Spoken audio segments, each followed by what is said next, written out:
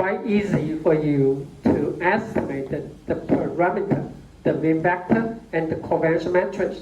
But for some case, when you collect the data, you might have the distribution like this.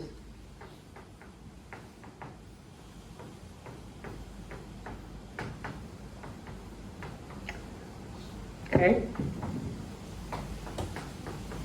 That's the data, the histogram of your collected data. So if you want to try to use one single Gaussian distribution to fit the observed data, this could be what you got. You might have something like this. But definitely from the data or the histogram that you observed here, it could be better described by two Gaussian distributions, right? The two Gaussian distribution could be better. For a lot of the application, you might have something like this, okay? You might have something like this. So that's our next topic. What would happen if you have to describe your observed data with more than two Gaussian distribution? For the example like this, especially in a high dimension space, this will become an optimization problem. Okay? For example, you have the observed histogram like this. Then you need to estimate what? Mu1. Even for this one-dimensional problem, you need to estimate what should be the mu1, sigma 1 for the very first Gaussian distribution. And also you need to estimate what should be mu2 and sigma 2 for the second Gaussian distribution. And we are not finished yet. And also you need to know what should be the prior or the weight. I should not say class 1, okay?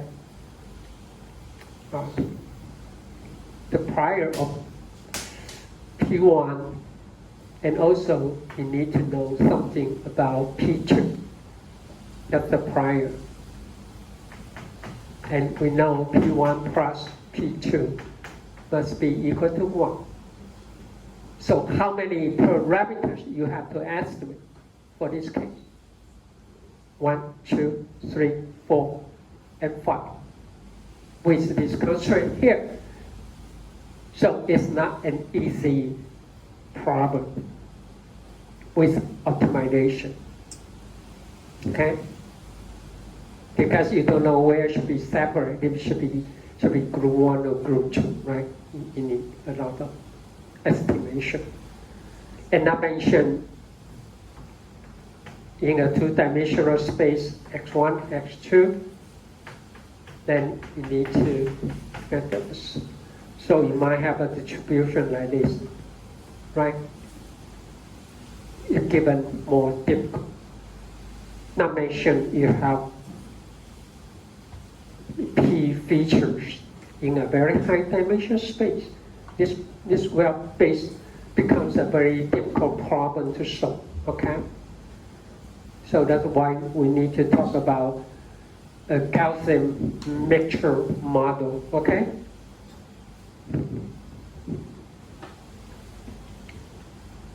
Now, the mathematical notation could be very difficult for you to follow, but it's not, basically it's not that difficult. But anyway, the outcome x here, okay, you might have an x.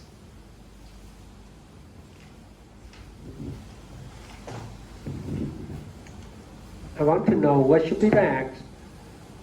Then the p of x, one could from the very first Gaussian, and the other is from what? From here, right? That's from the G1. and this is from G2, right? Give me X, give me X. Then you need to measure theta I here is the parameter. For our case here, this theta 1 is mu1, sigma 1, and theta 2 is the mu2, sigma 2, okay? This is just the notation, okay? Don't take it too hard. And W1 is the P1 here, okay? W1 is the prior, okay? The prior for class 1, I'm sorry, I should not say class 1. For, take a note, okay? Take a note here. C means the density, how many Gaussian you are going to use to estimate the observed data, okay? C is not the classes. C is not the number of classes. 我自己注解一下 ，C 呢跟你要猜它的类别没有关系 ，C 只是假设你有几个你是有几个高斯的 density function 所组合而成的。So for this case here, C equal to 3. For this case here, C equal to 2. Nothing to do with the classes, but something to do with the number of density function, okay? Or the number of Gaussian that you are going to estimate, okay? So for this case here, for this simple case here, you have 5 parameters. Mu1, sigma 1, mu2, sigma 2, and P1, which is W1 here, okay? And once you have the W1, then W2 is determined by this constraint. You have a 4. Now the question is how to solve the problem, okay? So, okay, take a note here, means the number of mixture component, okay? Number of mixture, not the number of classes, nothing to do with the classes. 介质就是你要用几个高斯去逼近你所观察到的讯号，跟它有几个类别没有关系，不要把它混在一起。Okay, so I put a note here. We are not talking about the classes, but we are talking about density. Okay, the number of density. Okay.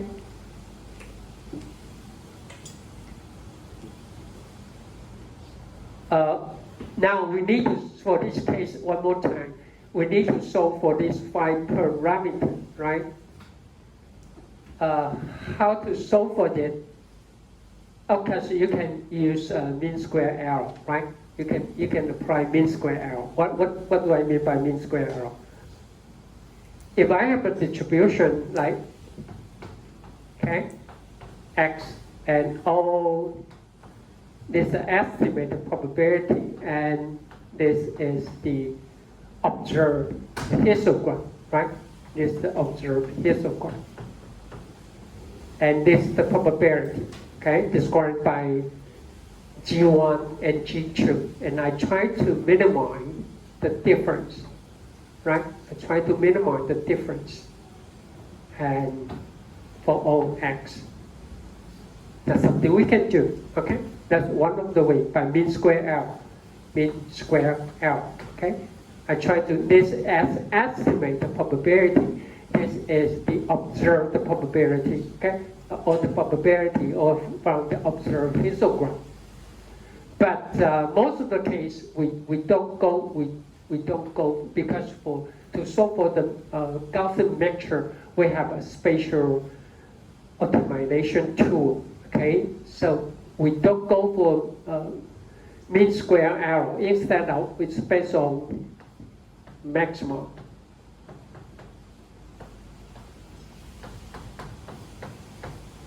Likely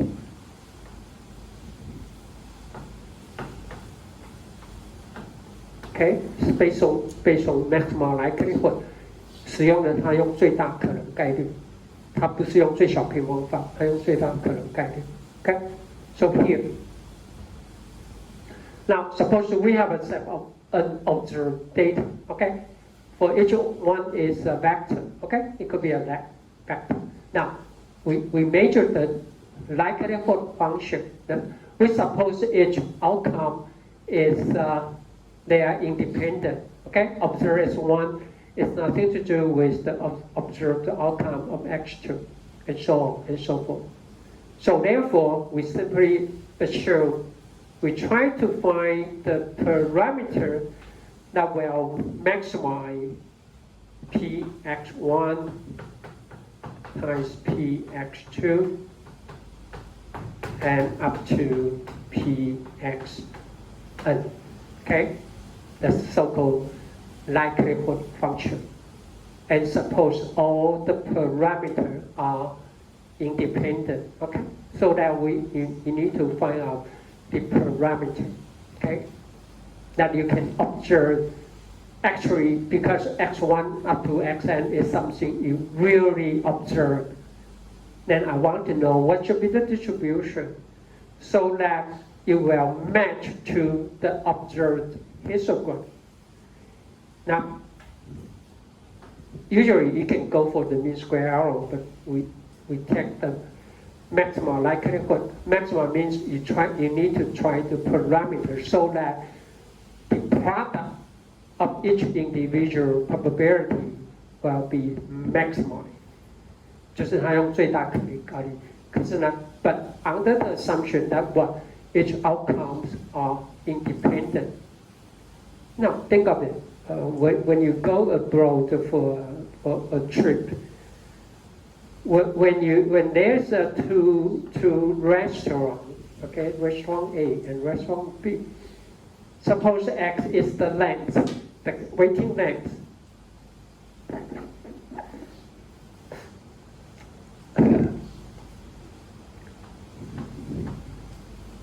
Suppose, okay, when you go to a new city, you don't know which restaurant you should pick up for your dinner or lunch.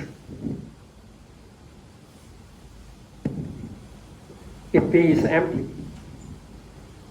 there's a lot of people waiting in the line. What will be your choice? Unless you are so hungry, what will be your choice?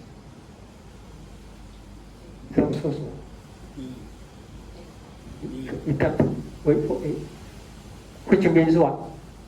When X1 is long, X2 could be even longer and longer. You know what I'm saying? I mean, humans' behavior were quite. You cannot say that it's independent. All the behavior are independent. No. Especially the data you collect will be something to do with human behavior or human activities. Okay, but if this is the it may not be also true even for this some quality measure in a manufacturing, because something goes wrong in the early beginning, the measure could be okay, but it's getting worse and worse. So it's hardly to say they are truly independent. No, I talk too much. But anyway, we just go back to assume all the outcomes are independent. Therefore, we use the product, okay? The product, okay? This means the multiplication. And then the outcome, the probability for each outcome Fj is described by a multiple density function. So we put a summation here. That's because each one is described by, okay, for this case, it's described by 3 Gaussian distribution. That's why you got this, okay, term here. So now the question is how to find the parameter, okay? How to find the parameter. If for mixture Gaussian, for our case here, let me say it one more time, is mu1, sigma 1, mu2, sigma 2, and w1. That's it, okay? That's it. Okay, so here's the parameter or decision variable we need to to determine so that you will obtain the maximum likelihood 好，这让它的最大可能概率会发生。那我们要问这些呢参数值呢怎么决定？那它的公式呢就在这里。Okay? So far it's okay, right? You were getting more complicated. I mean the notation, not the algorithm. The notation we are getting more complicated. But now actually, why we take the maximum likelihood? That's because there's EM algorithm called expectation maximization algorithm. Okay, why? Most of the cases I would skip the optimization part because it's just wrong and it will give. But maximum likelihood is very useful algorithm. You can apply in a lot of different, even for your research or even after you graduate for your work. You can write your own expectation maximization. It does not have to be just for a mixture of Gaussian. Okay, but especially for mixture of Gaussian, the EM algorithm is very efficient and very effective. Okay, but not just for mixture of Gaussian. So I will give you the idea about the expectation maximization. You can apply it for a lot of application, for a lot of optimization problem.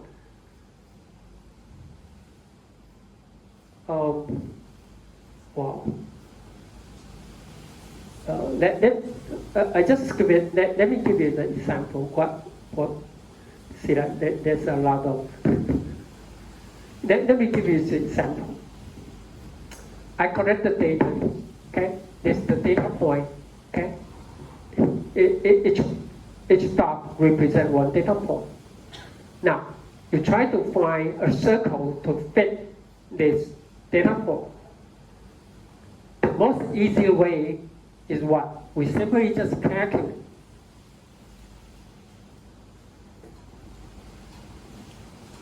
Here, we calculate the mean, right? At the very beginning, we just assume each data point have the probability. Suppose we have an n data point. Each one have the same weight, okay? Then we calculate the mean of x.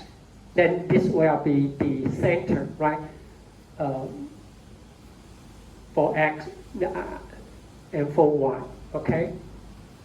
I should have used both, okay? It's just a plane x and plane y. S 跟 y 我不应该用粗体，因为它不是向量啊。Okay. And then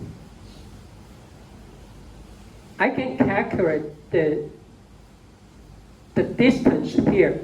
The distance is the data point, okay, Sj, Yj minus the mean, right? Here's the distance. And I can calculate the mean of the distance as the radius, okay? As the radius. Everyone follow me so far? Okay, nothing to do with the Gaussian. I just say how EM algorithm work. So at the very beginning, each data point have the same weight, which is 1 over n. Okay. Now, the idea is here. I will try to readjust the weight. The weight then will be is right here. For this data point here, see that this data point, it seems an outlier, right? This should be data I here, okay, an outlier. Now I calculate the distance, okay, the distance with respect to the estimated radius. So the difference could be what? Quite large, right? Everyone agree with me? Okay. For the current value, of the center and the estimated radius. Remember, at the very beginning, I assigned the same weight for each data point. Once after that, I readjust the weight, which is inversely proportional to the distance, the difference of the distance with respect to the radius. And for this case here, for data point J, because it's quite, the difference is quite small, right? With respect to the radius. So the weight, because this value is small, so the weight for J is large.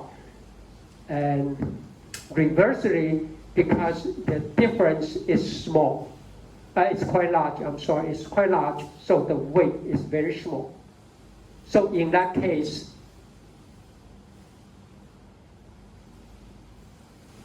I can, see that? I change the weight, then I recalculate the mean. So it becomes weighted the mean and weighted the radius. And once you have updated the parameter, which is the center coordinate, and the radius, then I go back to readjust the weight. So I do the iteration several times, okay?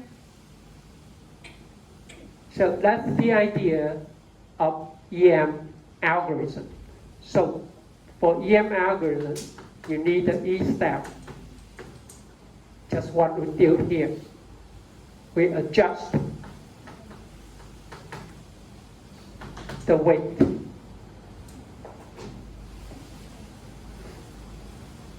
For each data point, okay?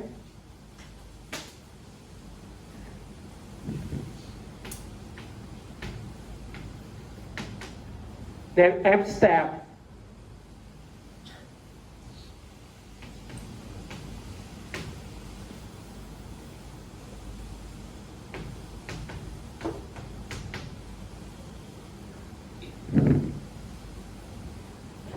then we estimate or recalculate.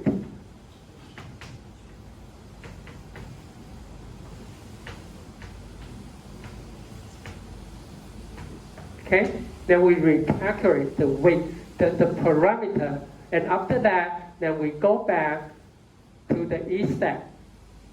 And based on the parameter, then we can readjust the weight for each individual data point. And then we go back with the new data point. So for everything that we are related to the weight, if there's a weight, you can assign the weight for each observed data point. EM algorithm definitely is the choice. Now you can try out, OK？ 只是 EM algorithm 它的好处，只要你的样本可以用每个样本可以个别的给不同权重的话，它是一个有效的方式。Basically, you will just take just 10, no more than 20. You will converge. Okay, you will converge. And at the very beginning, as I just mentioned, initially all the weight will be the same. Okay, they're just the same. So it's very effective. Okay, to find the parameter. Okay, and especially for the Gaussian distribution, because what? Because for each individual Gaussian, the parameter is nothing but the mean and the variance, which means you don't need another very complicated optimization algorithm to estimate. That's why the mixture of Gaussian is so efficient, because we apply, because the optimization is nothing but just calculate the mean and the standard deviation or the mean vector or the covariance matrix for each individual one. It's quite efficient. Okay, that's the idea for EM algorithm. You have, let me say it again. First, for each expectation step, we update the weight for each individual data point. Once you have the weight, okay, then we will re-estimate the parameter with the new estimated parameter, and then we'll go back each step to readjust the weight. For this case here, for this example here, you will see after a long term, the weight for this outlier will becomes very close to 0. Okay, which means you will drop this outlier and you will focus more on the remaining normal data point so that the estimate, there won't be a bias for the circular center, right? At the very beginning, as you can expect, the center will shift a little bit, right, upward. to di here, right? By mean square L. But after a few iterations, the weight for this outlier will getting smaller and smaller, and eventually the circle will be determined by all the remaining data points. It's much easier, okay? So you can use this for circular or even for regression, okay? For regression, because for regression it might involve a lot of noise. So what I'm trying to say is, as long as you can assign the weight, okay, to each individual observe the data, and then you can, based on the parameter, to readjust the weight. Just like the case here, the weight is inversely proportional to the difference of the distance. Then you can solve the problem. Okay, now let's go back to talk about how we solve the mutual Gaussian problem with the EM algorithm. Okay, a little bit, you will see a lot of subscript here. Okay, EM algorithm. Okay, that's what I'm going to introduce here. Okay, we already see this, right? The PFs. Okay, right here. This for data point Xj. It can be described by C density, not C classes, okay, but C density. 就是我们用 C 个高斯函数啊。And for each one, you need to estimate the parameter, which is the mu one, mu I, sigma I, and its prior. Okay. Now here we have a constraint. All the summation of the prior must be equal to 1. Okay. They must come from one of the distribution, one of the Gaussian, either from the first one or first two or first three, not all three, okay? Not all three, okay? So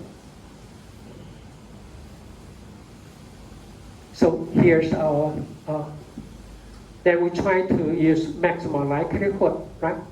Maximum likelihood for all the PX here, okay? So the maximum likelihood function becomes this one. Okay, we need to take the multiplication, the product of each individual observed output. Okay. Now, because when we try to simplify the equation here, we take log. So the multiplication will becomes what? The summation, right?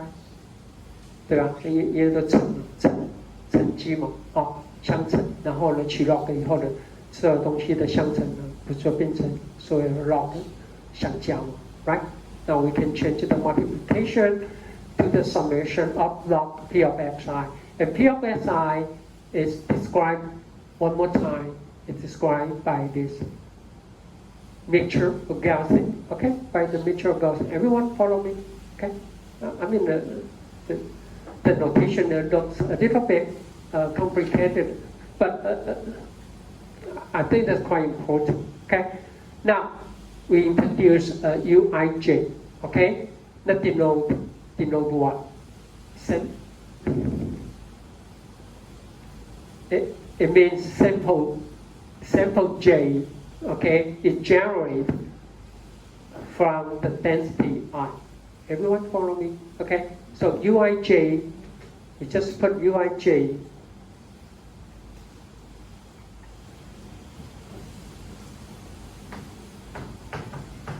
Okay? Is sample J. Okay? Is from density I. Okay? So, and it can be only 0 or 1. Okay? So, which means UIJ for all I from density 1 and density 3 must be 1. There only one density will have the value of 1. All the remaining will have the density of 0, right? Right? Okay, for this case,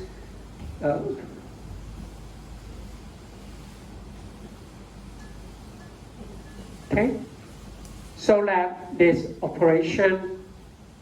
this operation here, we can write it down.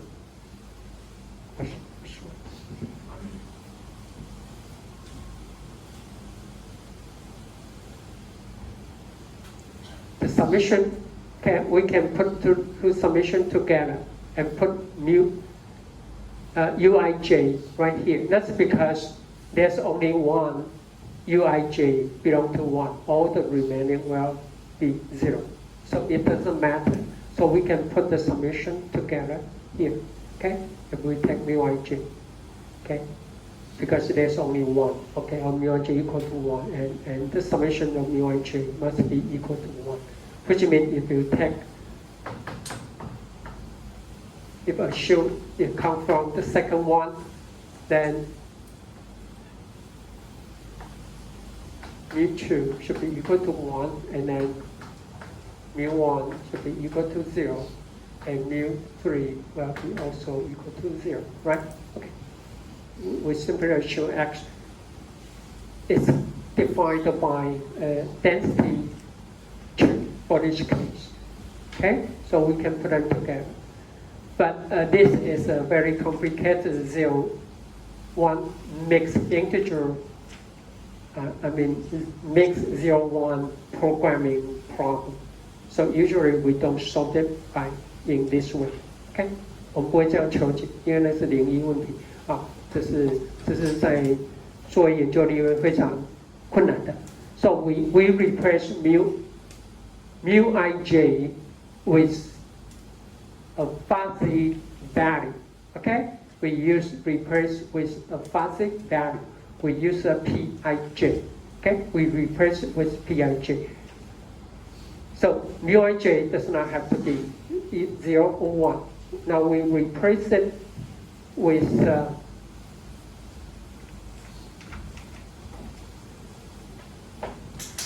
now it's replaced with a soft, okay, with a soft value, which is a fuzzy value between 0 and 1.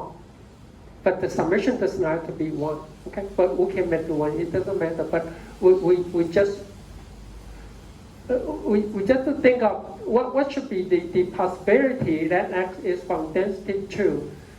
And also, what should be the possibility that from density 1 and density 3, okay? We just take the fuzzy value. It's much easier to solve for the problem, okay? So here, so Pij is given by this, okay? Now, a little bit complicated, okay? Fj, J is sample J.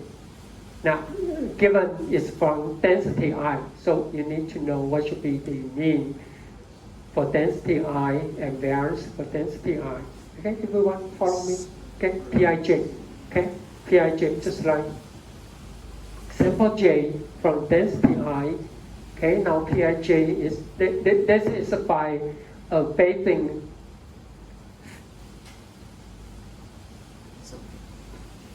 What's wrong? Bayesian theory, okay? And this is the prior, right? That's the prior. And this is the P of X. This is P of X, okay? It's P of X. So everyone can understand what I'm trying to say? Okay? So Pij, you can interpret Pij is the probability of sample J from density I. So once you have the parameter, which is theta I, then you can calculate each step here, then you can adjust the weight. Actually, Pij is the weight. Everyone follow me? A weight for what? For sample J. That sample J is generated from density I. Okay? That's the idea. So we use each step to adjust the weight. That's the whole idea. Like, and Pi is nothing but a Gaussian distribution. So you just follow Gaussian distribution. Now, how to estimate? The Gaussian distribution, I always give the automation. Actually, you can prove if P follow a Gaussian distribution, then we take the derivative with respect to these two parameters, but it happens just the mean and the standard deviation. That's it. Okay, so we don't need another optimization algorithm for that. Okay, so that's the idea. I just explained it. So here's the E step here. So the E step, we try to Pij, as I mentioned here, we try to adjust the weight, okay? The weight, the prior, and the probability that described by the mean and the standard deviation. Okay, L here means iteration. Initially, we simply just assume all the weight is 1/n. Okay, they are the same. Okay, then that's how we calculate Pij. Okay, that's how we calculate Pij. So everyone follow me so far? Okay, Pij, good. Okay, once you have the Pij, now we need to readjust the parameter. Okay, now we have a 3. For this case, say that one more time, you need to estimate the mean and the standard deviation and the prior. Okay, so here, M step, the prior is simply given by the summation of Pij and for all j. See that? For all sample j, then we take the mean because we have a total of n samples. Then we take the mean as the prior. That means the sample is generated from density I. From density I. 这个 I 股是 class I 是 from density I. We simply take the summation of Pij for all samples. Then we take the mean and we take this as the prior for density I. Okay, it's reasonable, right? Okay, sure. The sample, okay, all the sample will generate the possibility or the way that all the sample will generate from density I. And now sigma I is much easier. Okay, I'll just skip the details. Actually, we don't need the detail. We just calculate. Okay, we simply just calculate the. I already said it about the Pij and M step. I already said it and calculate the mean, right? The mean. Now for each density, I put Pij times the weighted mean for x, right? That's it. Just Pij. Okay, we take the Pij for all samples. Then we can calculate. Okay, mu1 or mu j. Okay, mu I. I'm sorry, mu I. It determined by Pij, and that's it. Okay, and all the summation of Pij is normalized so that the summation equal to 1. That's the only purpose for that. The summation, make the summation of Pij equal to 1. So we don't need another optimization tool to determine the mean and also the variance. Okay, again, the variance is nothing but it's sample point. Okay, the difference between the sample point and the mean, estimate mean, and again we take Pij as the weight. Okay, normalize the weight so that the summation equal to 1. That's it. And then once you have the new mean and sigma, then we can go back to each step. See that we have the new mean and sigma and the weight here. Okay, and then we can recalculate the Pij. And with the new Pij, we can go back, or we can go to maximization step to update the prior for each density I and the mean and the variance for each density I, and that's it. Okay, we just repeat it. It almost guarantees it won't take you more than 10 or 20 iterations to converge. It's very efficient. And fortunately, when you run the science kit or any scientific go somewhere, you don't need to worry about it. But that's how it goes. Why I spend so much time to talk about the EM algorithm, I deeply believe for your own application, as long as you have the data set, and you can estimate the parameter based on the weight of each individual sample. Then you can always go for EM algorithm because it's very efficient and very effective, and especially for mutual Gaussian, okay, because the two parameters, which is the mean and the variance, does not rely on any optimization algorithm. Or actually it can be proved the mean and variance are the optimized solution for the Gaussian distribution. Okay, so that's the idea for mixture of Gaussian. Okay, try to take a look of the details because there are so many subscript, superscript, but the idea is here. Okay, just like that. Summarize one more time is that try to adjust the weight for each individual data point. Once you have the new weight, you can use the new weight to readjust or recalculate the parameter. With the new parameter, then you can go back to adjust the weight. Especially for, you can remove outlier or for regression. It's very effective and very efficient. Okay, very efficient because it won't take you 100 iteration to get converged. And you basically don't need to worry about what should be the initial value because the initial value is just 1/n for each individual data point. Just assume each one have the equal weight. Then you will adjust it based on your need for that. Okay, that's the EM algorithm for that. Okay. Okay, so that's all I want to share with you.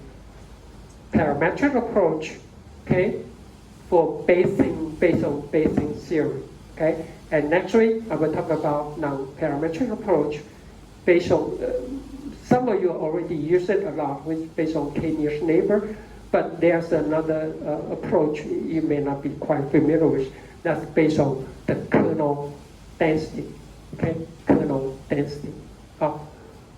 这下礼拜我会介绍什么叫 kernel. The idea of kernel is very important. Okay, the kernel is very important. Well, actually not just for PCA,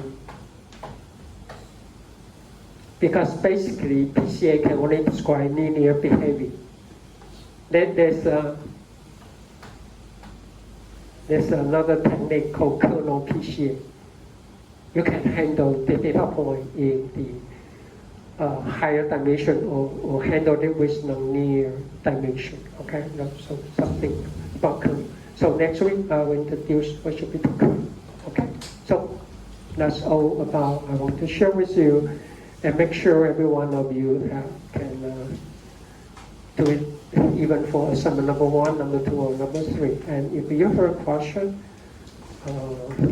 Jen and Carlos are here. Maybe you can ask them. I try not to ask you to rewrite repeatedly, okay? But anyway, I typically hope you can learn something from the assignment, okay? Not just listen to my lecture. Okay, let's see you next week, okay? I will talk about non-parametric density estimation, okay?